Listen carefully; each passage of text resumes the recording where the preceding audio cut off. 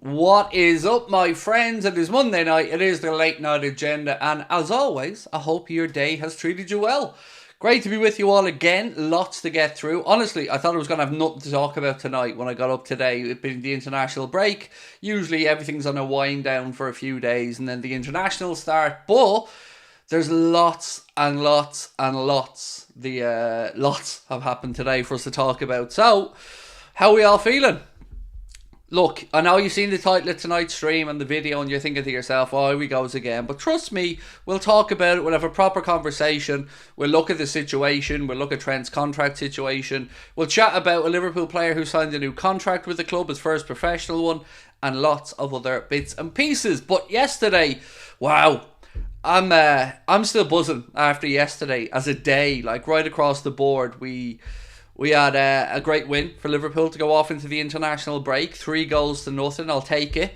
The XG shows that the game was a lot closer than we Liverpool fans think, of course, but still, I'll take it. Some lovely words from Thomas Frank afterwards about Mohamed Salah as well. I'm sure you guys have all seen that clip. That's gone pretty viral. So look, as always, this is your show. You let me know where you want me to start and what you want me to go with. We'll hang off on the Trent story for about 10 minutes just to let the chat fill up a bit so we don't have to annoy everybody by going back over everything. And of course, it's Monday, which means it's Oosh Day. And I won't go into the Oosh ad read just yet, don't worry. So, let's say hello to a few people. Trent won't leave, no way, said Falafel. I will get to it, buddy, but I kind of agree with you, don't worry. Oliver, nice to see you. Gareth, how are we? Fitz, Frank, always a pleasure, mate. Nice to see you in. PC Drat, how are you, dude? Nice to see you as well. Not the nerd, Diogo Jota, not the real one, but we can but wish. Here he is, Mr. Colin, with the first super chat of the day. Hello, you sexy bitch. He's getting a little bit boisterous, Colin. Getting a little bit boisterous, I like it. Currently in my accounting class, lecturer, I needed this stream to get me through. So happy with the win yesterday and respect to Thomas. Yes, Thomas Frank was a class act yesterday. He's just a class act, full stop, to be honest with you, the Brentford manager. But yeah, it was lovely to hear him speak so, I guess, generously about Mohamed Salah and, you know, what a superstar he is and what his stature is on the world stage as well. Shade said he stays. I think so, mate. I think so as well. But I can't not bring it to you. You know, I can't not talk about the story. Can you say hi to Mel? Absolutely, Mel. How are we, my friend? 70 million. What's that for his arm? I'm again, don't shoot the messenger. I'm with you all on this one. I remember, Craig, like 9 months ago, you said that we should have sold Trent. 9 months ago, I did say that I would sell Trent. Yes, I did. But, you know, you need to give context to these things, mate. I'm happy to admit when I say something like Curtis Jones or Gravenberch or any of that stuff. I'm always happy to hold my hands up, but these situations need context. We're going back like Trent wasn't god-awful back then. That game against Real Madrid, which I believe was the game that caused me to come out with that. Trent was horrendous, mate. Like, jogging back, horrible. So again, happy to admit to it, but it needs context. It wasn't the Trent we're looking at now. Do you think there's any way a rational human being would look at Trent's form this season and say, sell him? No. There was context to the situation, as I mentioned. A few months ago, Real Madrid wanted Andy Robertson. I think he meant Robertson, Rachel. Look, it's not just Trent, by the way. Trent's the Liverpool side of this, but there are other Premier League players that Real Madrid are eyeing up as well, and we'll go through that, of course. We won't be selling our young players. Again, Kieran, I'm not the one trying to say, mate, that we're going to sell them. I know people get angry at me, but I could go like other channels do and invent stuff. But I back up every single title of our streams or videos with a corresponding news article that lets you guys know where the stories appear from. I don't just pull them at my backside, although sometimes you're tempted. Do a poll on what? We haven't even got to the story yet, my man. We haven't even got to the story. Right, where do we go? Where do we start off with tonight? Well, let's start off with a bit of congratulations because Ben Truman has signed his first professional contract with Liverpool Football Club. You can find all the information on that on the club's official site, liverpoolfc.com, which I'm sure you're aware of. But congratulations to Mr. Truman on his first professional contract with Liverpool Football Club. Wishing him the best for the future. I won't lie to you, I don't know much about him, but there you go. Right, so I have a little story for those of you who came in early, so well played to you guys. So we thought previously, I know people think I'm having a dig at Hendo again here, but it's not really about Hendo, this one, although it sort of is. So Jordan Henderson's time in Saudi has hit a new low, but I guess so was Steven Gerrard's. A recent game that they played away in a 0-0 draw featured a crowd of 610 people. 610 people for that Saudi Pro League match to see Al Ettifaq draw 0-0. Now, the article that I read gives a bit of context to this. So they say, to put such a figure into context, it's fewer than the lowest average attendances in the Vanarama National Leagues North and South. Farsley Celtic have played in front of an average crowd of 759 people, while Truro City's average crowd, home and away, stands at 682. So, again, this is what I talk about jeopardy in football. So, we know Jordan Henderson's apparently getting at least 500, probably 700 grand a week has been mentioned for him to be getting over there. They ain't doing that through ticket sales. So this is what I keep talking about, jeopardy and football clubs. If you don't have to worry about throwing stupid money away, you can do these type of things. But if a football club has to operate as a business, imagine Liverpool were having attendances of 600 people. I mean, we'd barely be able to pay the lads to mark the pitch. Right, Mark, thank you for gifting an Anfield Agenda membership to Marvel's Ash. Appreciate that one. And another one you've gifted as well, Mark. Thank you to Samuel Elliott. So, yeah, not great there. Craig gets more views during YouTube live streams. It's mental. Like, honestly, if with a good run of the show in Dublin, selling tickets with a bit of promo, I'd expect to get more people in than that. But that's where the Saudi Pro League is currently at. So, you know, it's one thing getting these guys over and all, but nobody's going to be happy playing in front of those types of crowds. Like, again, it's not just about Henderson or Gerrard. It just gives you an indication of how far the Saudi Pro League still has to go to actually make that league a proper league. Right, Farsley Celtic, my local team, getting a shout out. There you go, Dean. We love that. And again, that was the Vanarama National North and South, not even the Vanarama National, like not even the top tiered Vanarama non-league. That's the one below. And Craven Moorhead said R.I.P. Sir Bobby Charlton. Yes, of course, it was the funeral today of the late great England and Manchester United legend Sir Bobby Charlton. And, you know, as I've mentioned previously, I've got nothing but respect for his service to the game, for his time at Manchester United, for what he achieved with England, of course, as well. And all of our condolences, love and best wishes go to his family, to the greater Manchester United family, of course, on what is a very sad, sombre day for football. I didn't like Sky Sports giving updates on the funeral. I might be wrong. You know, it's a personal taste thing. I just found it a bit classless. Like, if Manchester United's fan channel on YouTube, or excuse me, if Manchester United's TV station was doing it or something, absolutely understandable. I get that. There will be people from around the world who would have wanted to maybe tune in to see some of the service or things like that. But I don't know, it just felt a bit grubby with Sky Sports doing that. And it was like right at the top of the app today as well. I don't know. Maybe it's just me, but it just doesn't feel right.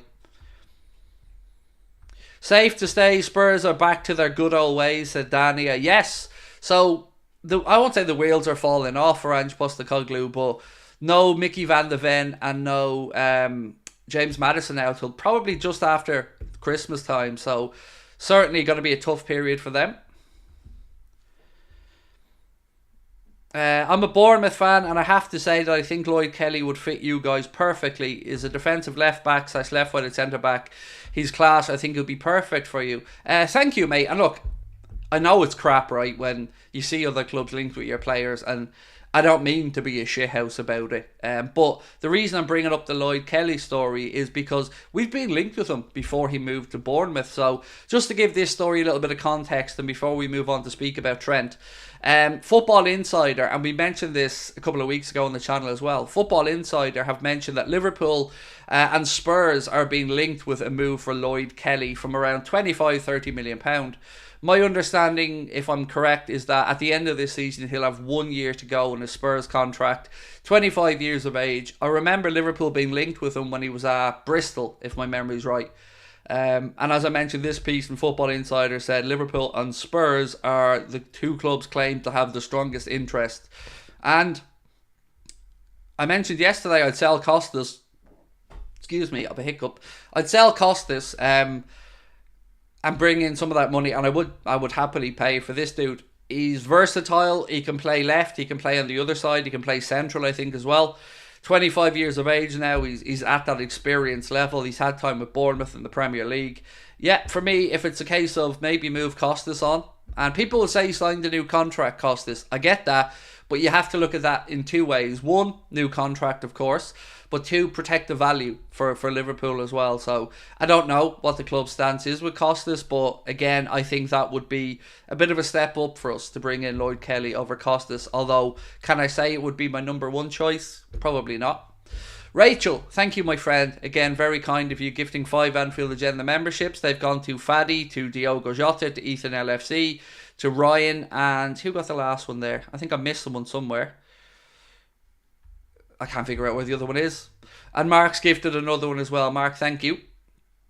Oh, there it is. It's gone to... Oh, no, that one's gone to Liverpool 11. I can't remember where... Where's the fifth one of Rachel's gone? 1, 2, 3, I can only count 4 there. I don't know where the fifth one went, mate. But thank you, Rachel. You're very kind. And Mark, of course, as well. What do you think of Darwin's performance yesterday?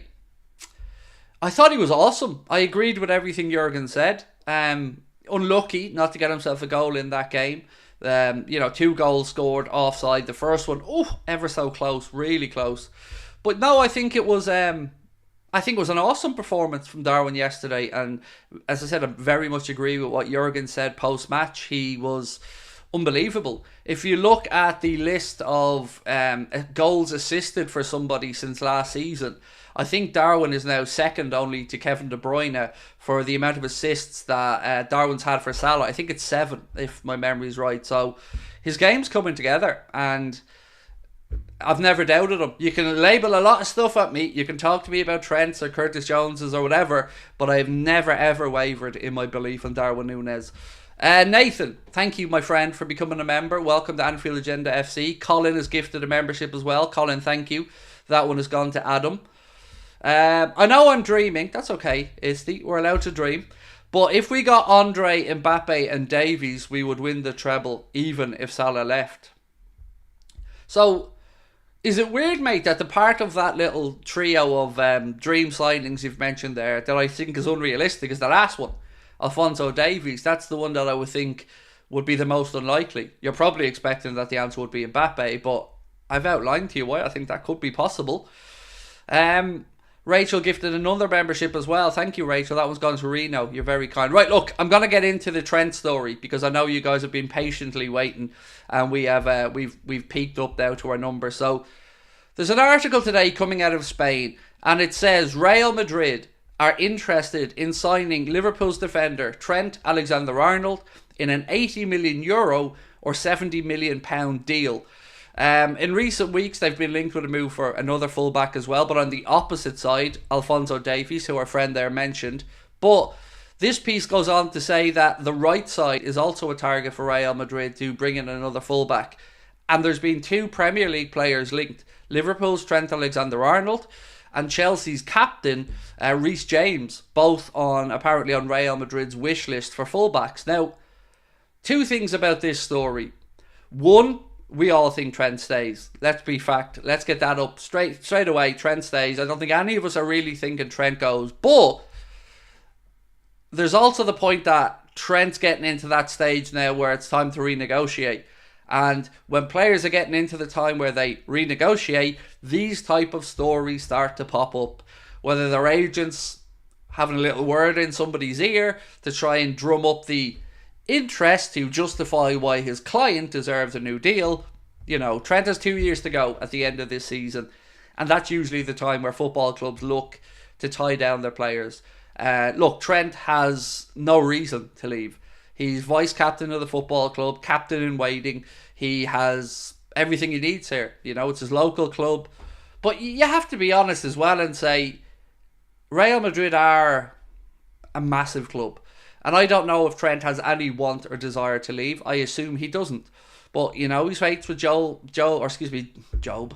Bellingham. You've seen that friendship. Obviously, Jude's over there. Trent's now away on international duty, and you can bet your ass that he'll be in his ear trying to chat to him, or has been in his ear. So I don't think it's going to happen. And nor do I think that they get him for that money.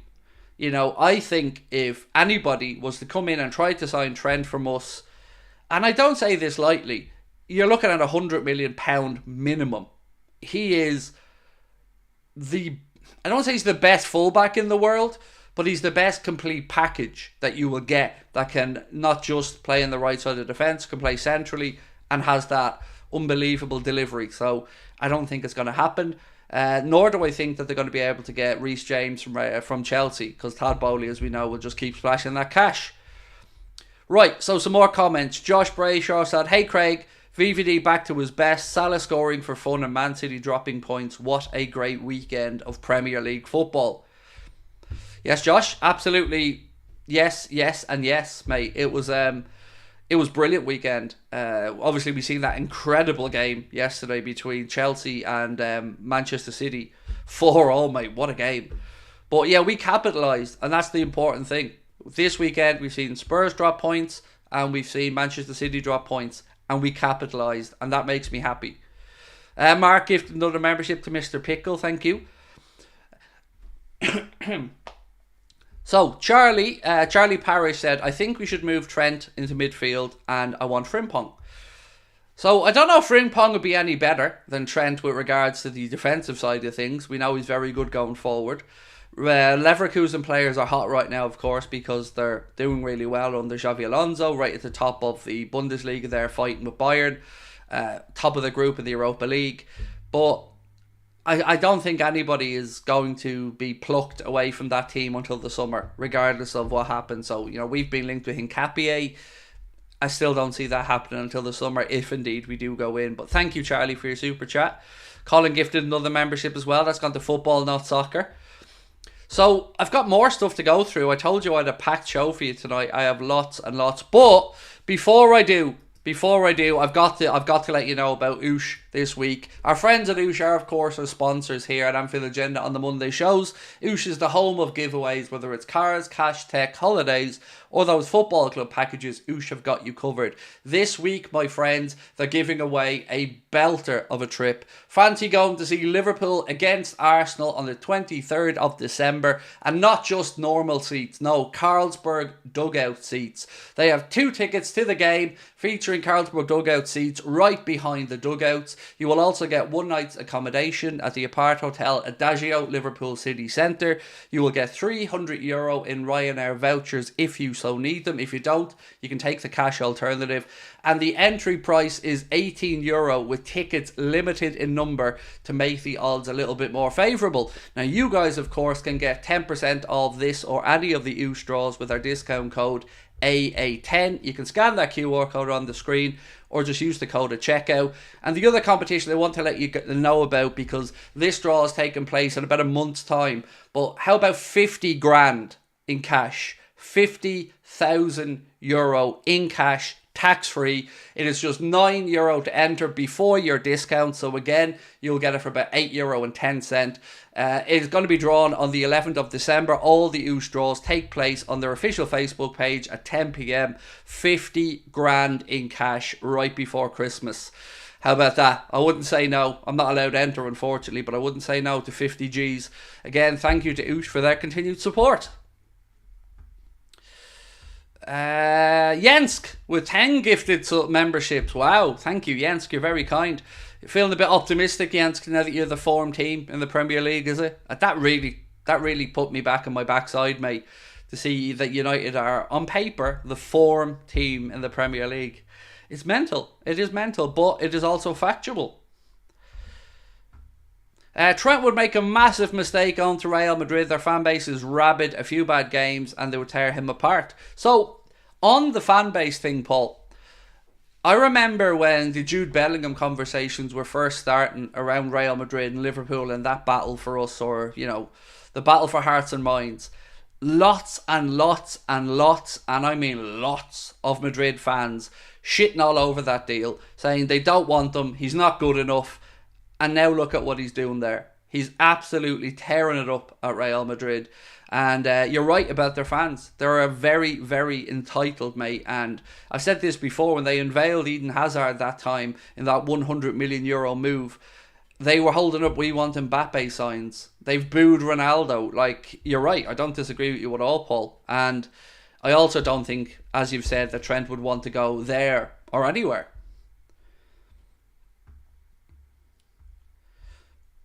Craig, did you see Klopp's press conference after the game about 12:30?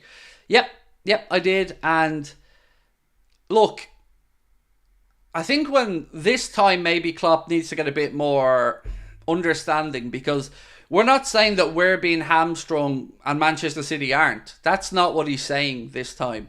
He's saying that football loses in this situation, and he's right. So if you look at Manchester City and Liverpool, two teams filled full of superstars, two teams that everybody around the world will be tuning in to try and watch that game at the Etihad, a game that has, of course, huge knock-on effects for the Premier League title race.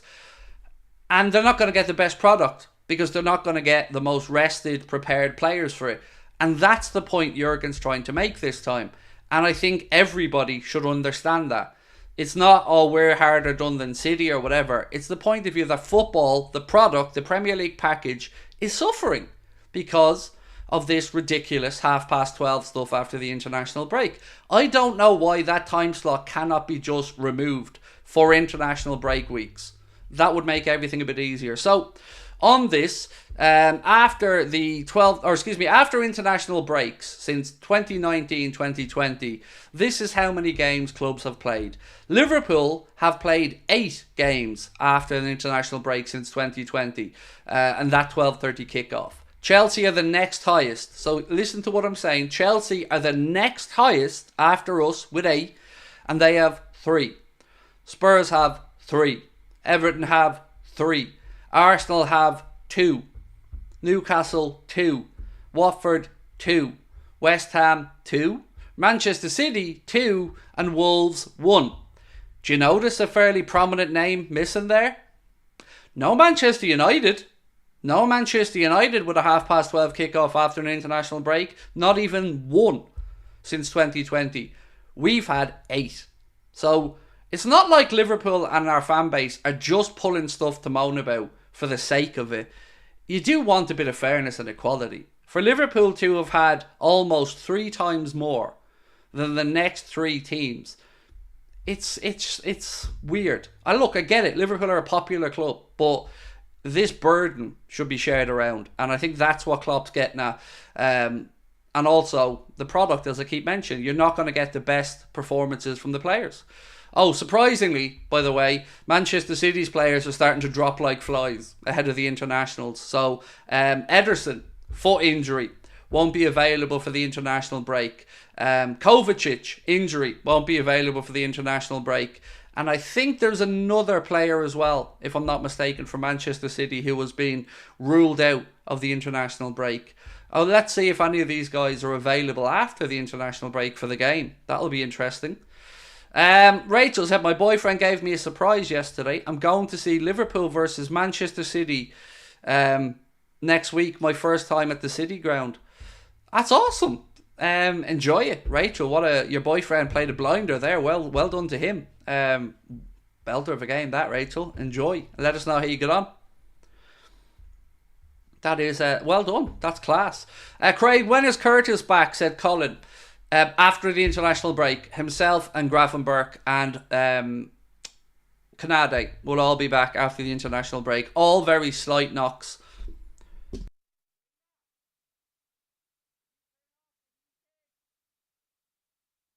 Sorry, I just shouted to the missus to turn off the heating. Yeah, all back after the international break, so should be okay, thankfully.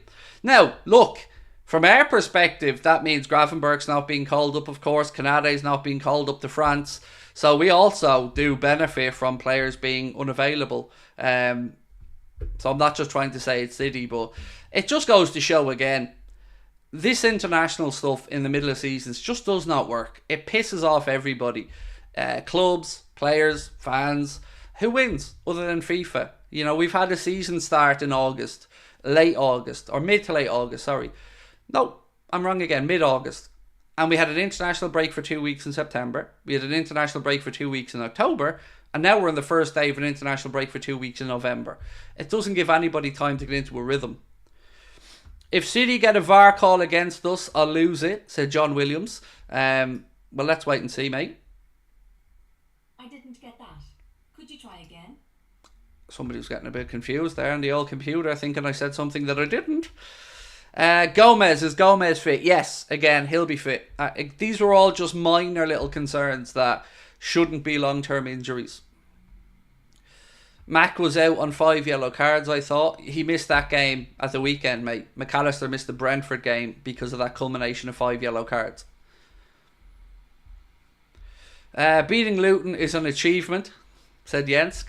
Well, mate, I can't say a damn thing, can I?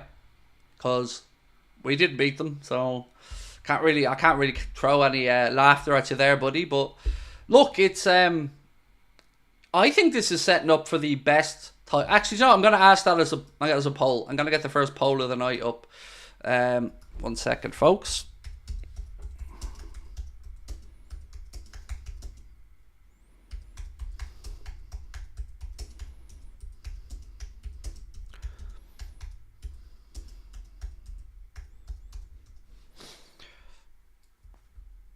Right, I'm going to ask you guys a really simple question.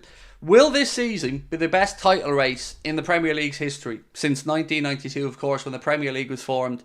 Is this title race this season shaping up to be the best? Because I've seen loads of articles written about this over the past few days. And it's hard to disagree. You know, you look at it right now, and I'll get the league table up and I'll talk you through quite how close it is. You can see it on the screen there now as well. But I'll get it up for me so I can give you guys more context. Right now, between first place and fifth place in the league table, there's just 3 points. All the way down to, well, yeah, fifth place. Then after that, you've got Manchester United, Newcastle United, and Brighton, who are coming up a couple of points behind again. But Liverpool, Manchester City, Arsenal, and Spurs are all just basically 2 points apart. Manchester City top of the Premier League at the moment with 28 points. Liverpool in second with 27. Arsenal in third with 27. And Spurs coming up with 26. And if I'm not mistaken, I think Liverpool now have the joint best defensive record in the Premier League with Arsenal at the minute, which again goes to show that our defence is stepping up and that Verd's leadership is making a difference. Is Bajcetic ready soon? Honest answer is, and I did look out for it, nobody knows. Nobody knows at the minute. And I mean that, nobody knows. I've read articles today and other outlets are saying the same thing. It's like this weird, closely guarded secret about when Bajcetic will be back, and I truly don't know the answer. I read something today though, I think I have it in my notes here to read out to you guys, so bear with me. That worried me. Let's have a look. Is it this one? Is it that one?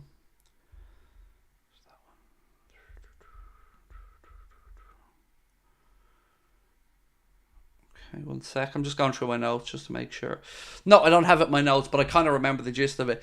So James Pearce was writing in The Athletic, and there seems to be a belief at the minute that there will be no number 6 brought in. Not just no Andre, but no number 6 in January. And I wanted to get your thoughts on it because to me, it feels like another stupidly unnecessary roll of the dice. And I've got to be honest with you. Any roll of the dice Liverpool Football Club have taken in recent history with regards to not filling a position has backfired massively and cost us. Now, I started off this little segment by saying to you guys, do you think this is going to be the closest Premier League title race in history? And it looks like so far most of you guys are saying yes, about 72% of the vote so far.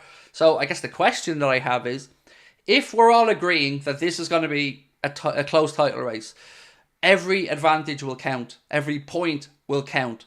And Liverpool cannot roll the dice, in my opinion, in January by not bringing in a number 6. Yes, you can talk about slight improvements in Endo. Yes, we all believe strongly in Stefan Bajcetic. But we still need one. We need one.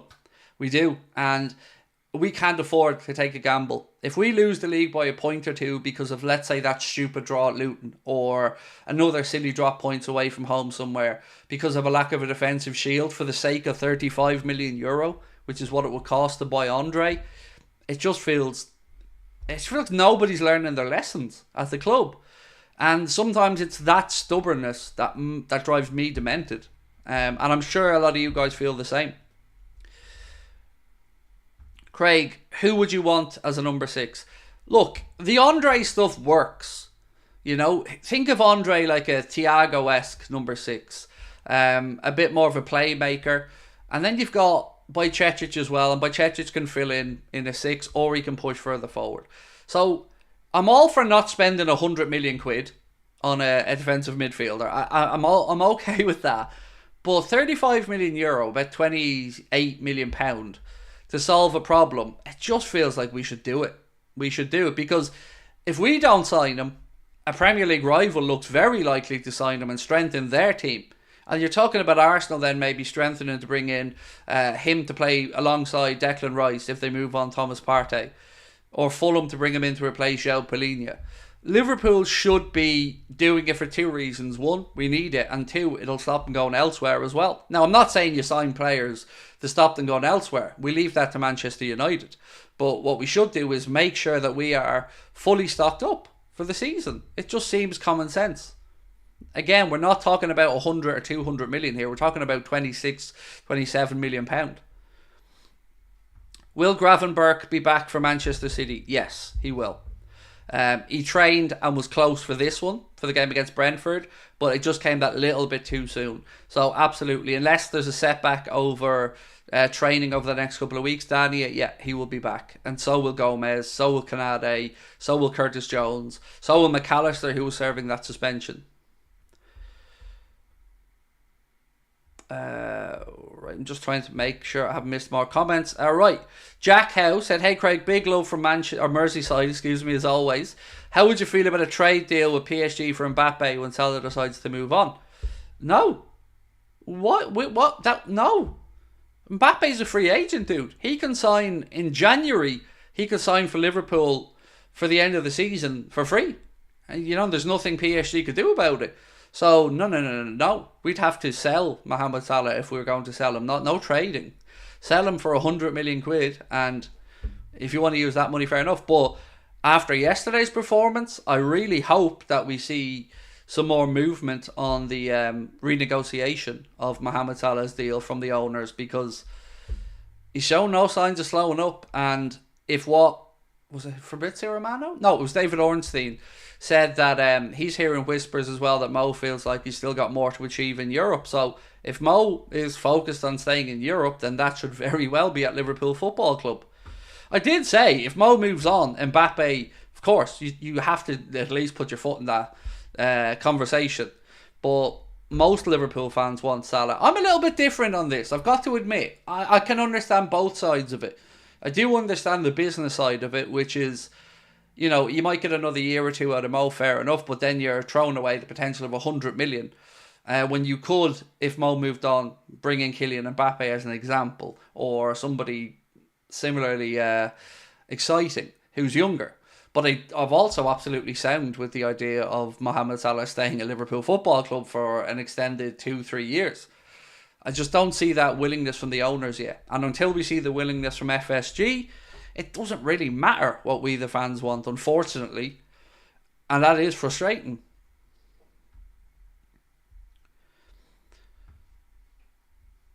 Thiago is the 6. Is he? So can he play? Oh yeah, that's right. He's injured, because he's always injured. So there is no 6. Thiago ain't the 6 because he's no use to us at the minute. And look, that you can come back at me all you want. I'm not trying to be a smart arse, but he isn't useful to us. You know, he had an operation at the end of last season. to make sure that he's ready or as close to it for the start of this season. Now we're going to be midway through November, almost December, and he still won't be available. That's no use to anyone. And he's got 6 months left on his Liverpool deal. There's talk that he's been linked with Juventus and Inter Milan. I think it's Inter anyway. Both those clubs don't feel like they can afford the salary demands. And I use the word demands because that's what was used in the article. But there's also some talk that maybe Barcelona could look to bring him back there for a while. John Williams said, no number 6 is sabotage. It makes no sense. It doesn't make any sense. I'll do another poll in a minute. Because, actually, you know what? Let's end this one. We'll do another poll. So I asked, was this the best Premier League title race in history, or is it going to be? You guys said yes with about 70% of the vote. So I'm going to ask a simple, blunt question.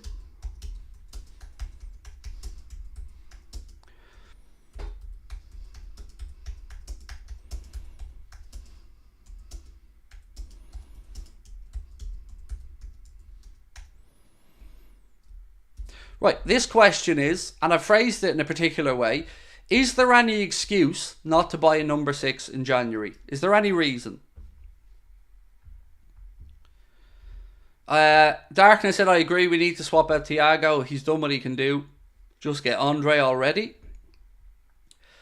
Bajcetic, when he comes back, is the perfect 6. Again, I don't disagree, but no harm in having another one. You know, let's be honest, Endo, jury's still out, but even if all goes great, Endo's only a short-term fix. So why not have 2? Why not bring in Andre and then you've got... Because look, we don't know if Bajcetic is going to consistently have an injury knock or concern. He's had a few lately. That might be part of his development at this point of his life. I don't know. So we've got to keep an eye on that as well. Oliver Hunt says money being the option. Well, Oliver... The problem John W. Henry and FSG are going to have trying to use the money argument is you are going to spend £115 million on Caicedo and pay him significantly more wages than you would have to pay Andre. So for all the many, many times where they've been able to use that excuse, this ain't one of them because they've showed their hand.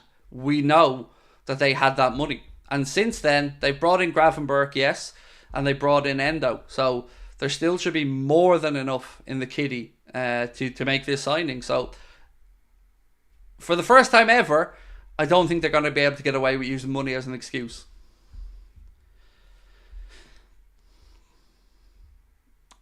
Fritz Frank, and I don't even disagree with you.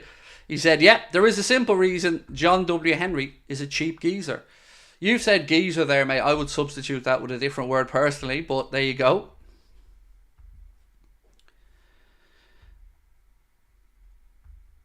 We actually need 2 number 6s purely due to the amount of games we play.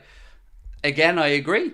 And that's why I think having Bajcetic and Andre there gives Jurgen Klopp so many options. As an example, let's say, imagine a situation where we're going away in a Champions League game next season. We're away in the knockout stages, let's say, I don't know, pick a team. We're playing Bayern Munich in the Champions League knockout stage. And we want to go away from home and we want to set our stall out. We want to have an attacking threat, but we want to be solid. Imagine Jurgen Klopp was available or able to pull the likes of Andre and Bajcetic to play as a duo in a holding midfield role, where we have then Cody Gakpo as the only advanced midfield player, and you have Gakpo in the front 3, and then you've got that base of Andre and Bajcetic in behind, or you bring in somebody then, let's say like Andre and Gravenberch or whatever. It gives you options, and you can never have too many of them in football. I mean, we've been only speaking this month about how Jurgen's had so many selection headaches this season because of the sheer amount of midfield options he's had. Fast forward to the Brentford game, and because of a mixture of injuries, a suspension, and just a little bit of bad luck, we didn't have any options in midfield. It was threadbare, and that's changed very quickly. Do your magic again. I think someone in FSG saw your comments, was under the power of words. I wish I had some influence on that, mate. I really do. Right, what else we got? Oh, okay. So, Liverpool have apparently had scouts over in Lisbon last night. Sporting were playing Benfica in the Lisbon derby, and Liverpool had scouts over to watch Gonçalo Inácio. Now, weirdly, the piece that I read said Liverpool did have scouts over to watch him, but that we don't want to sign him, or we've no intention to bring in a centre-back because of Kwanzaa.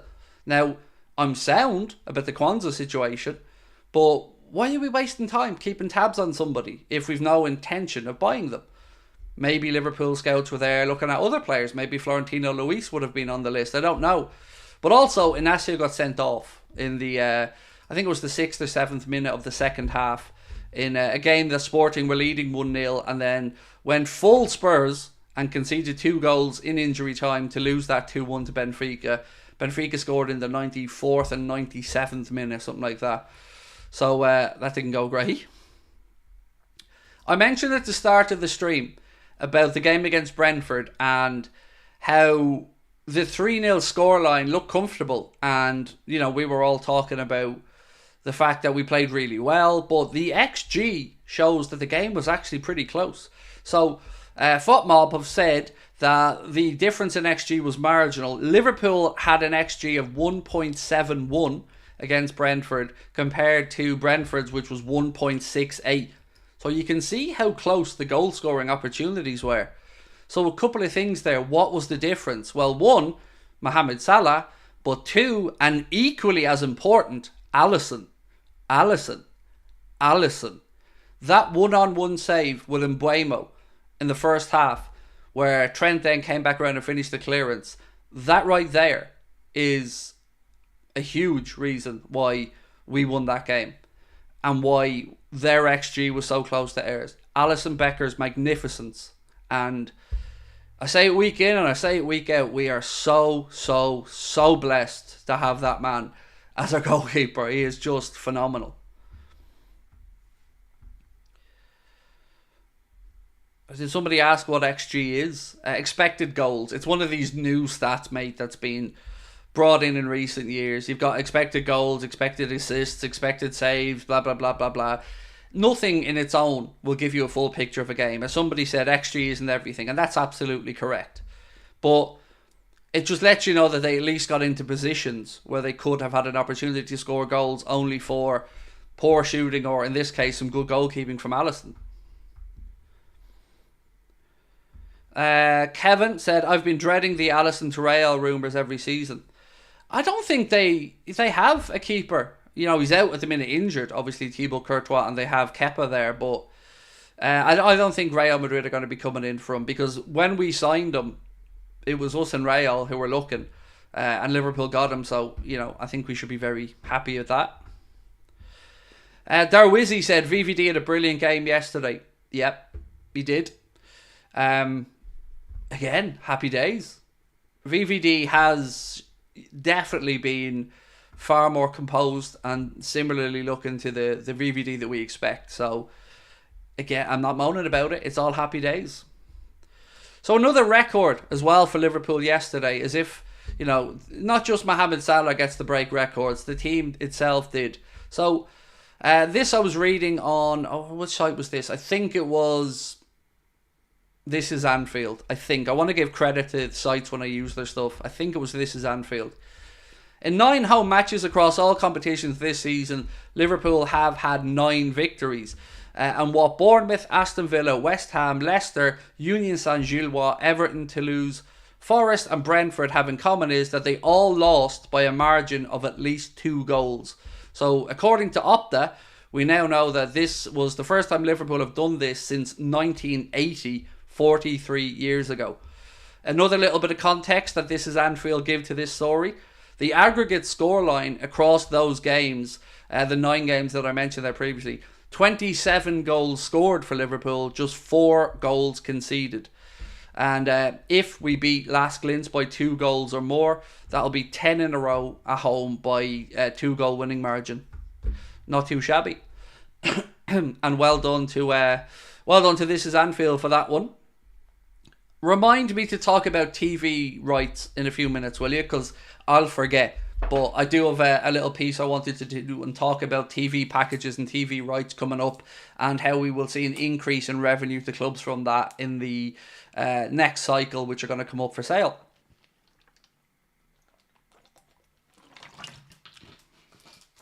I swear, sometimes I think people think that we just turn on stream and don't talk, but I promise you, we put in a lot of research as well. And I mean, most YouTubers that do this stuff, we spend hours reading up, trying to find snippets of information. It's tiring at times, but I love it because football's my life. Lucas Leiva was a great servant, dealt with a lot of adversity at the club, and was a respected player. I love Lucas. I was banging the drum for Lucas' appreciation throughout his entire time at Liverpool. What I loved about Lucas Leiva was this: whether he had a shit time or had an injury or people were moaning about him, he always gave 100%. He was always ultimately professional, and he loved the football club. I love that man. I loved him so much I named my son after him. So yeah, it was great to see him. Obviously he had to hang up his boots after that heart issue was discovered, but it was great to see him at Anfield, and I love him. I can't say that enough. I absolutely love the man.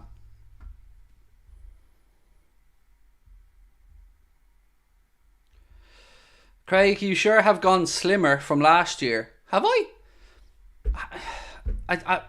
A few people have said it to me. Do you know what I think it might be? Honestly, two things. One, sometimes you guys just see me in baggy hoodies, and also when I don't have a suntan, when I haven't been over to Spain, I look paler and I think more unwell. But I'll take it. I'll take it, mate. Thank you. I am trying. You know, I still eat shitty food, but I'm trying to be a bit more restrictive in some stuff. So thank you.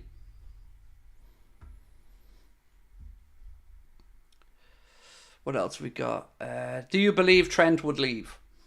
You can never say never, right? And look, if you would have said to me in 2002 that Gerrard might be on the verge of joining Chelsea in 2005, I would have said to you, not a hope in hell that Steven Gerrard would leave Liverpool Football Club, let alone to go down to Chelsea. The antithesis of everything that Liverpool are and stand for, like a completely different club with different belief systems, and I wouldn't have thought it possible, but we know how close that came.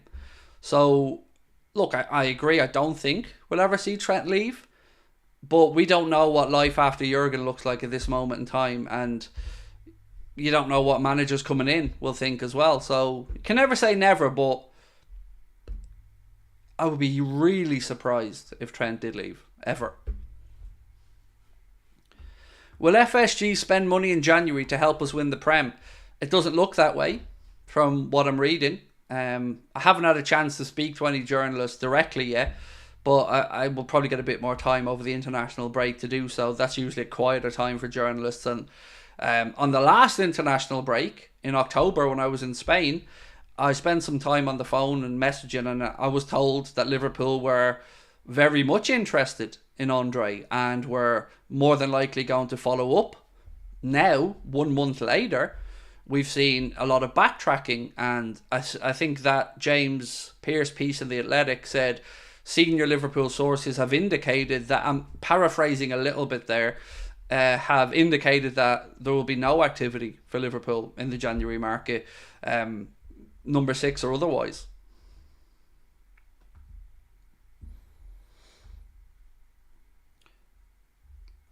I'm scared about life without Jurgen. I think we all are, mate, but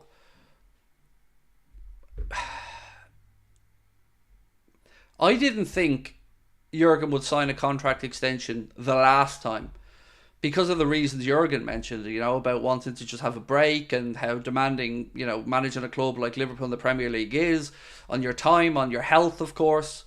So I didn't think he would, and when he did, it was the best news ever. So I don't know what happens in the future, but we do know that we've got 2.5 years left minimum of Kloppo, and that's still a beautiful thing, and still lots of football to be played. Right, so the question was, is there any excuse not to buy a number 6 in January? And so far, with 80% of the vote, you guys have said no, there's no excuse for Liverpool and FSG not to go out and sign a number 6 in January. And I agree. I agree wholeheartedly. I believe in Stefan, and I assume everybody that voted no believes in Stefan as well.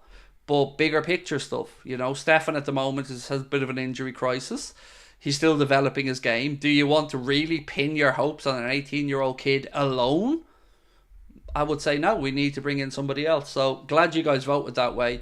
And again, it's not to say we don't believe in Stefan Bajcetic. We all do. We've seen the kid. He looks brilliant. But he needs help as well.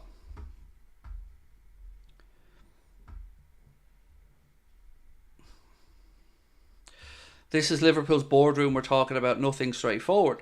So there's another train of thought that maybe this is just a negotiating tactic from Liverpool. Maybe Liverpool don't want to get drawn into a bidding war. So let's say Fulham are in, Arsenal are in. I think Manchester United's name has been mentioned recently as well, with a move for Andre. So maybe Liverpool just don't want the price to skyrocket, and hopefully that's the case. I just, as I mentioned, I can't get past this niggling feeling that why would we even attempt to roll the dice again on fitness and on not having the big enough squad? It's backfired twice. We lost basically a whole season last year because of the inability or the unwillingness of Liverpool to buy midfielders.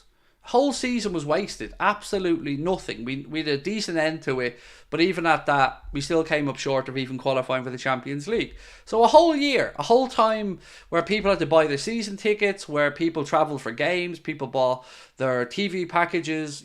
Everybody spent all their money as they would in a normal season. And the club just kind of allowed that season to drift away. And it's another season with Klopp as well, gone. So we've had that with the centre-back situation where we ended up with Ozan Kabak and Ben Davies on loan. That was a shit show. We seemingly don't learn our lessons. You said to remind you about TV or something. Yes, so let me just read this out to you. The Telegraph have done a piece, and according to the Telegraph, Amazon and DAZN are expecting to bid for one of the new 5 packages of broadcasting rights. The packages vary in number of fixtures for each package, ranging from 42 games to 65 games. Currently, TNT Sports, formerly BT, broadcast 52 live matches per season, including 32 12:30pm kickoffs. Well, we call them the Liverpool slot. Whilst Amazon show 20 games via its Prime Amazon video platform. The Premier League's current short broadcast rights cycle contrasts with the longer term deals seen in other markets like North America. Broadcasting agreements spanning up to 10 years have been delivered and, given immense value, provided greater security for investors. This stability has significantly boosted the valuation of major market teams across various sports leagues. A longer rights cycle in the Premier League would likely attract more investment and increase clubs' revenues. So this is what it comes down to.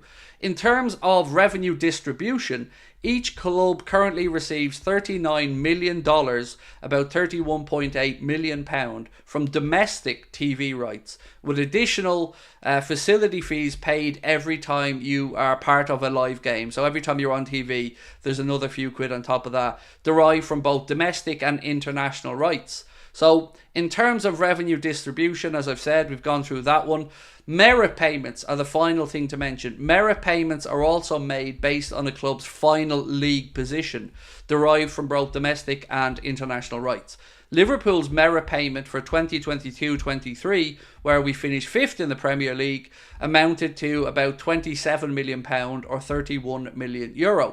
So the gist of it is they reckon there will be just over £1 billion extra brought in from TV revenue to be split across the clubs in the Premier League in this latest new set of sales figures coming up. So more money to more clubs should surely mean more players, or I guess maybe more higher salaries for some of the people at those clubs. But yeah, that's what we're talking about there. Extra packages. And I know DAZN, as an example, are hugely trying to get into Premier League football. They tried to buy BT Sports, but BT Sports, of course, ended up being bought by Turner News and Television. I think it is TNT. and the Discovery family. So that kind of put the kibosh on that one for the Zone. But if you want to sell a platform these days, if you want to have a new package or a new product, you need football on it. And that's why they're all fighting for these rights.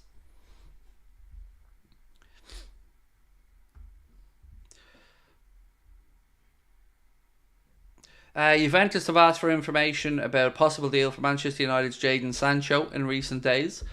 And also lots of links to him and Casemiro in Saudi as well over the past week or two, Mark. Whatever allows me to slim down on streaming services, hell, give me cable back. Do you know what pisses me off? Right, and it constantly pisses me off. So as you've said, to watch TV here, you've got to have Amazon, Premier Sport in Ireland, TNT Sports, formerly BT, Sky Sports, and you still can't watch every game. At least every one of your club's games. I don't understand why they don't just shaft the TV companies. Because, yeah, Sky and all have helped grow the Premier League, but ultimately, it's a huge product, and I think it needs to have an on-demand streaming service like the WWE has, or anybody else. You know, you should be able to buy one subscription with a season ticket for your club and then pay a premium if you want other games. I don't know how we don't get to that point in the future where they release their own Netflix style streaming service, and let's say, I don't know, let's say it's I don't know what the figure would be. I'm trying to make this realistic. Let's say you paid £19.99 or £24.99 a month for a season pass for Liverpool, where you got to watch every Liverpool game. Or you paid 30 quid a month where you got to watch all the games. You got for the extra £5 or £10 a month, you got all the Premier League games, and then you could make the choice about which one you go for. I don't get it. And think of what you could have: all the previous games, all the goals, highlights, extra content around it, interviews with players, so many things. I hope we get to that point at some point in the future, because right now we're kind of all at the behest of the TV companies. Let's look at the 12:30 debate as an example. We all hate it. Managers hate it, especially after the international breaks, but there's fuck all they can do about it because the TV companies are the ones pumping the money in and they have the pick of their slots. So let's take it out of their hands and let's look after the interests of football and the players and the fans and the real stakeholders of the game. It seems like common sense. And so what if Sky gets shafted? They've been fleecing the rest of us. So what if BT gets shafted? They've been fleecing the rest of us. And look, if you want to keep the rights for around the world and sell it off, great. But why is it that the home country of the Premier League, their fans get shafted? That does not make sense. Can you imagine being a fan of the NFL or a fan of Aussie rules, and you can't watch every single one of your team's games, but you find out that I can in Ireland or somebody can in England? It would be incomprehensible to think of that happening. But we have that same fuckery in England and Ireland with the Premier League. We see our friends in America and Australia and everywhere getting to watch all the games, but yet the very people who are closest to it can't watch them. It feels like somebody's got their priorities a little bit wrong. Everybody should have access to it. Do BT still own TNT? It's the other way around. TNT bought BT. The Discovery family of channels bought BT. I've had no football on Prime. It doesn't happen until around Christmas time, mate. So if I'm not mistaken, in the first round of games is December on Amazon. And then they have, I think on Boxing Day, they have all the games. I could be mistaken on that, Ian, but I think it's something like that. I stopped paying for Sky because of the exact reason. I got a Fire Stick, saves me time. I'm sick of it as well, mate. I pay over 200 quid a month for my package with Sky. And then I still have to use the Spanish DAZN, which is another 20 something quid a month. It's nuts. And I can't, well, with the Spanish DAZN I can watch every game, but thank you, Colin. Enjoy the football match, mate. And I hope you score a load of goals again. I'm in America. We still need to pay like $90 a month for cable. Yeah, but we're not talking about cable here, mate. Like, one of the only reasons I still have a Sky TV package is because of the sport. I don't give a shit about most of the other stuff. I don't even watch other live TV. I mean that sincerely.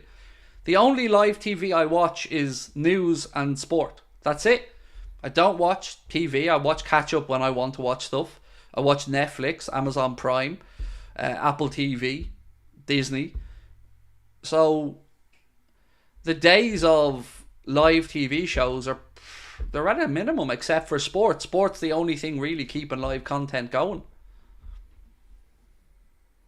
Or maybe you've got their like America's Got Talent and stuff, a few other things like that. But yeah, it's just greed. Like every year, like clockwork, that letter comes through or your email comes through. It says your Sky TV package is going to be up, but don't worry, great news. We've increased the amount of live events you get to see. You can now watch one-handed ballerina 3D gimp chess right across the Sky platform, and netball and all these other sports that we know that you really don't give a shit about, but we have to justify robbing you somehow. So we've bought all these cheap ass sports just to say that you're getting more, when actually you're getting fucked.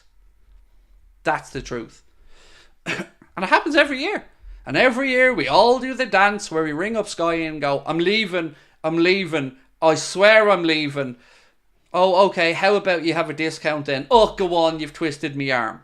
Every year we all do that dance. But God, I'd love to say bye-bye to them. I would. I'd love to say bye-bye to it all. Because, do you know what did it for me? The thing that really, really turned me from wanting these TV companies to disappear is when they start thinking they get to preach morality to us. When they start ramming this shit down our throats. If I watch Sky Sports News, it's because I want to watch about sport. I don't want to have your morals rammed down my fucking throat just because you feel like you need to do something. I want sport. I want sport. I have my own morals. I'm well aware of what's right and wrong. I don't need Sky or anybody else to teach me about racism, Islamophobia, homophobia. I'm aware of it. We all want to get rid of it, but there's a time and place. And Sky, you're not the ones to tell us that.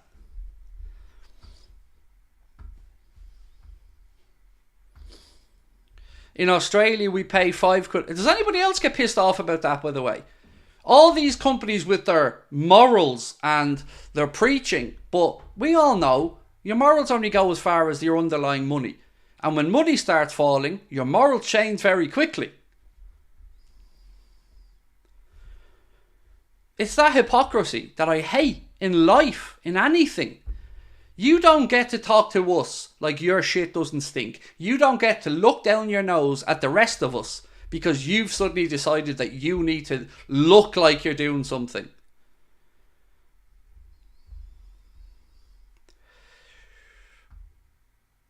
How much do you reckon Michael Owen will cost in today's market? Which Michael Owen? At what point of his career? Do you know what? I often wonder how much like an Alan Shearer or a Robbie Fowler would cost in today's markets. I can only imagine. Or Stevie G in his prime. Imagine Stevie G now was 26.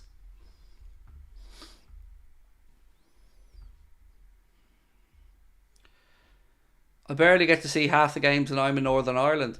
Mate, I'm just down the road here in the Republic and it's similar, you know. We've got to be creative. That's why I've got that Spanish DAZN account because, you know, for 20, I think it's €20 a month, they show every Premier League game. And I mean every Premier League game.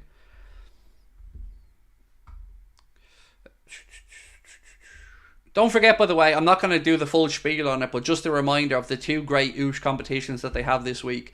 They're giving away a trip to see Liverpool Arsenal 23rd of December with 2 seats together in the Carlsberg dugout, 1 night's hotel accommodation, and €300 in Ryanair vouchers if you need them. If you don't need them, you can take the cash. They're doing that and it's €18 to enter, but you get 10% off with our discount code. And they also have a €50,000 tax-free draw that you can enter for just €9 before your discount with your AA10 code. Scan that QR code on the screen or check out Oosh for lots more great giveaways as well. Loads of tech on there, so if you're into your laptops, computers, PlayStations, all that stuff. Oosh have so many. And they've a draw at the minute as well that you can enter for like $275 or something. And they're giving away over 30 grand's worth of stuff. So do check out oosh.com by either scanning that QR code or going over. Right, what else have we got? Beardsley was a dribbler and a good one. Craig, did Chelsea surprise you yesterday? It's a really good question, actually. So, did Chelsea surprise me? Yes and no. I was surprised at how open the game was, but that was obviously by intention from Pochettino's side. They decided that the best way to take on Manchester City was to go at them. And it reminded me of early Jurgen Klopp days. Do you remember the days when we played Manchester City and there were some high-scoring games, goals everywhere, because there was chaos everywhere? And again, that was by design from Jurgen. I felt like Pochettino went with a similar philosophy into that game yesterday. And I thought that Chelsea were the better team. I thought 4-4 flattered City. But it gives us a nice little window to know, okay, if we're at it after the international break, if we hit the ground running with that game against City, you never know. You just never know. We could do something. But I do think we need to take that Pochettino-Chelsea approach of going there and setting your stall out to go and attack, make the game stretched, make it chaotic, hopefully draw a couple of fouls from Rodri or the defensive midfielder early doors, get them a player booked, and then target. It was a great game, I have to say, game of the season so far in the Premier League. And Cole Palmer, I thought he was sensational for Chelsea yesterday. Absolutely top notch.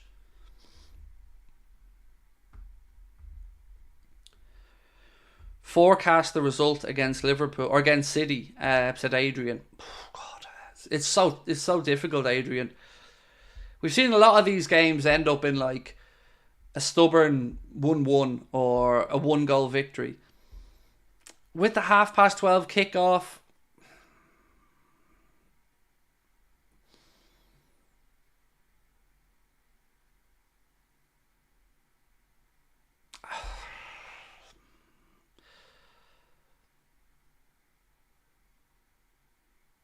I'm going to go for a score draw again. Yeah, I'm going to go for a 2-2.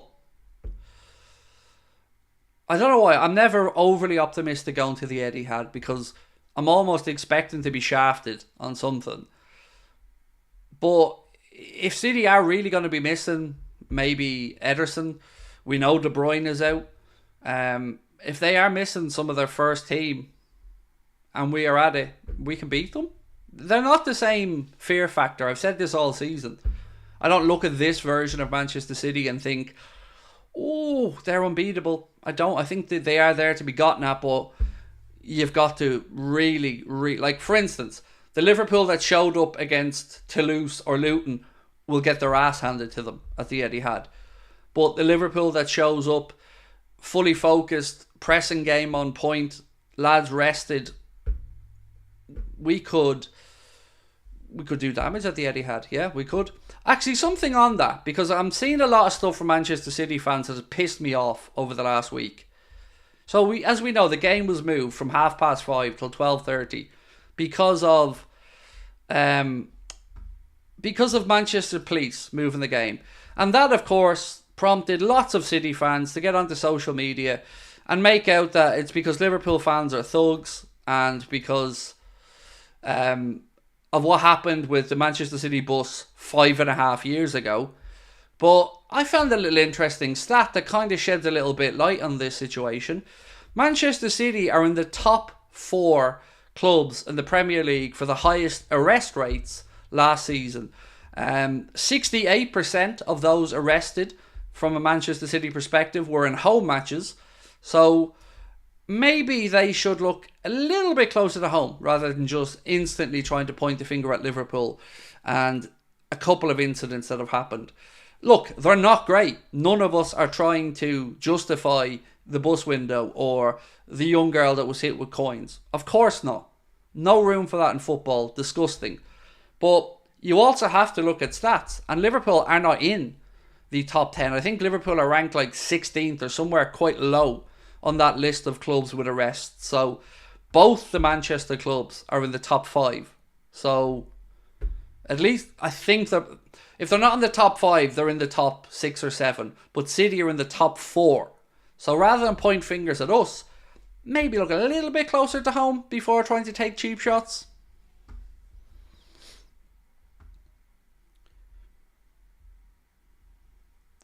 LFC Edit, you said this to me the other day. I've already mentioned it during the stream. We've already brought it up and talked about it, dude. Craig, I have sensory autism. What type of autism do you have? There's no such thing as naming a type of autism, mate. You know, as I'm sure you're aware yourself, Owen, it's a spectrum which never affects people the same way.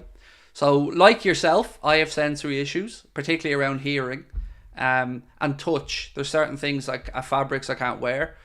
My son, a little bit different again, but for me, anxiety and sensory issues are the two things. I don't do well in crowded, confined spaces and stuff like that as well. Why do we always get a bad press? Feels that way, doesn't it? Feels that way. People just love to take cheap shots at Liverpool. Does OCD fall on the spectrum? No, not that I'm aware of. I think, I'm not sure what obsessive compulsive disorder falls under from a diagnostic perspective.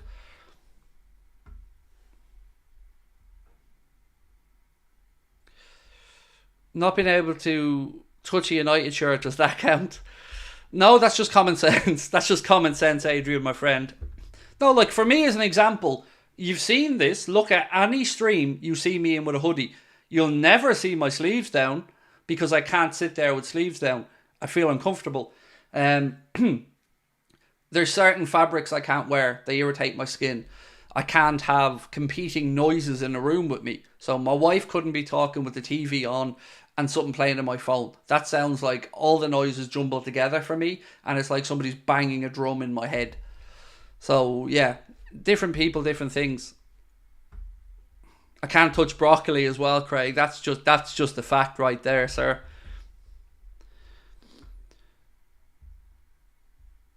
Does there have to be a diagnosis for every personality trait? I don't get what you're trying to say about that.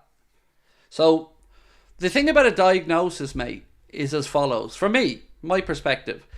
So I've got autism. I'm on the Asperger's side of autism, but it is just that. It's just a thing.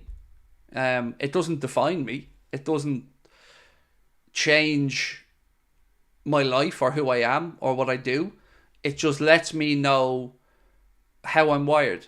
That's the way I look at it. So when I found out I had autism, I felt relief because it answered a lot of questions for me about anxiety and certain things that never made sense to me. Like, why did I never feel similar to other people? Why did I get in trouble for saying things that were so blunt because I didn't understand nuances and little things like that? So to me, it made sense to me and it was a huge relief. And other than that, don't really think of it from day to day. Nor does my son, you know. So look, a label is only a label if you allow it to become a label. You know, it's just part of whatever it is. It's just part of who you are. Can we go back over the Trent stuff? Yes, sir. Absolutely. No problem. So, really quickly, an article came out of Spain today that said Real Madrid are interested in signing Liverpool's defender Trent Alexander-Arnold in a €80 million or about £70 million deal. This piece, which I think I took this section of it from the Echo, again to give credit, it said in recent weeks, Los Blancos have been mooted with a move for Alphonso Davies of Bayern Munich. At the end of the summer window, there was also tentative links with Andy Robertson. However, the right side of their defensive line still appears to be a target that they need to address. And according to outlets in Spain, Carlo Ancelotti's side are looking to strengthen their full-back ranks with either Trent Alexander-Arnold or Reece James. So, yeah, look, the context I'd give to this situation is Trent has 2 years to go at the end of this season on his Liverpool deal, which is negotiation time. That's where agents and clubs look to sit down with the players that they have long-term futures for and give them that deal. 2 years to go is about time when they negotiate. So I don't know if this story just comes from the Spanish side because they're really interested. I don't know if Trent's agent has started to brief this to be for push forward the negotiations or strengthen their hand in the wage negotiations. I don't know is the honest answer to that.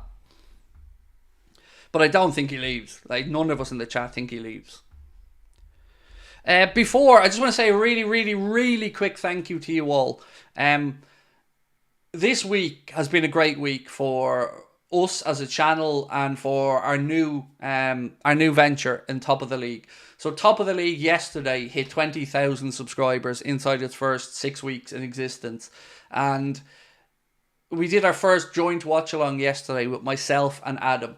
And any of you who watched that watch along will have seen that it looked like we were sitting in the same room. And that's thanks to the great work of Ben and Connor in the background, who produced that show live in real time and are responsible for those graphics and stuff. So I just want to really say thank you to you all, because it's been incredible for us. And we didn't even think we'd get anywhere. Like, we had 1,700 people in the live chat yesterday for that watch along at its highest point over on Top of the League. 1,700 people. That is insane for a channel that size.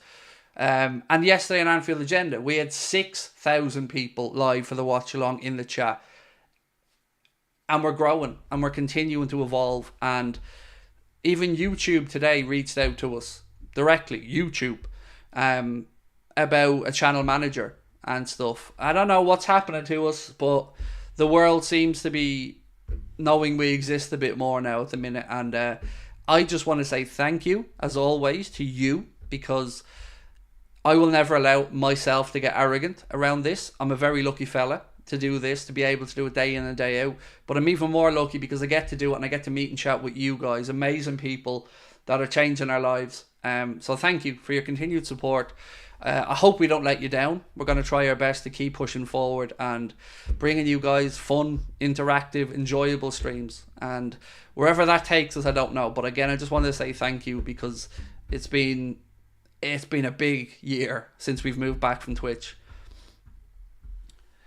Is Michael Owen the biggest devil for Liverpool fans?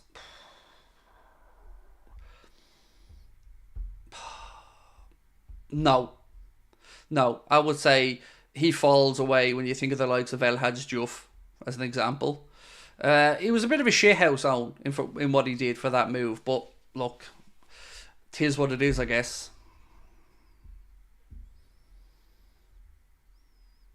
I don't watch a lot of streams to feel connected or even less connected, but I've thoroughly enjoyed making Anfield Agenda and Top of the League a regular part of my week. Thank you.